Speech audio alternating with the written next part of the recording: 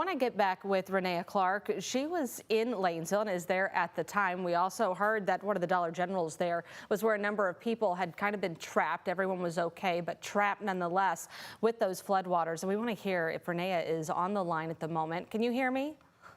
Yes, ma'am. All right. So just tell me a little bit about when this all started to happen and what you saw. Well, I take care of a lady that lives here in Lanesville. I'm actually in the mix of standing in front of the Dollar General now. But I come to work at 10 o'clock this morning, and it was raining. Like, it was no big deal. And her son came home about 30 minutes later and told me I needed to move my vehicle because my vehicle was the retaining wall next to their house busted where the creek is, and the water was not draining, so it broke the brick wall. And my car was halfway submerged in water. And it's been chaos for the last 2 hours.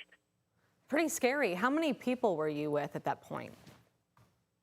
Well, she lives in a cul-de-sac with about 12 houses, and there was only one house that the residents were empty. That was the house that got flooded. It was above their windows. There was probably 6 to 7 of us in the garage. And we were told. Oh, go ahead.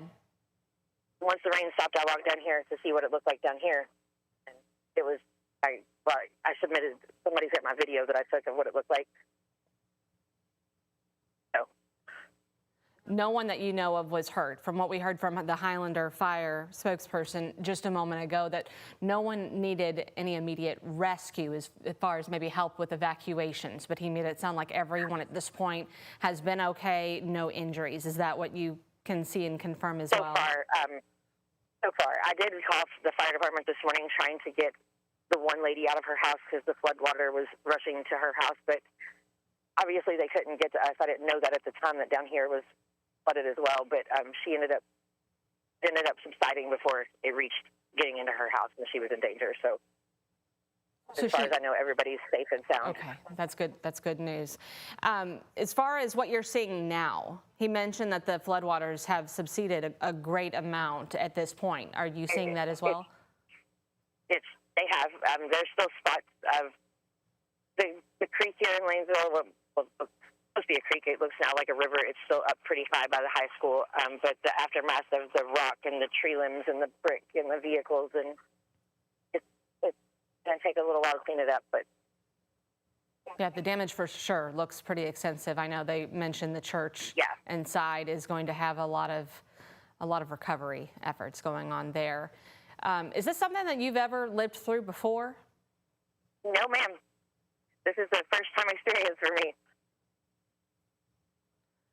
You know, we often see so many times like the text messages that might come across the phone. Even Louisville got it earlier in the day about the flash flood. And I feel like so many people tend to just put that phone back down and go back to business, as I'm sure a lot of people maybe in Lanesville did as well. But this is... Yeah, like I said, I got here at 10 o'clock to work this morning, and he got home maybe 20 to 30 minutes after I arrived, and my car was already half submerged in water. Yeah. Well, Renea, I'm glad that you guys are safe. And I hope everything works out well, and keep us updated throughout the next couple of days. We know this is not going to go away anytime soon, so you let us know what we can do for you guys, okay? All right. Thank you very much. All right. I'll talk to you soon.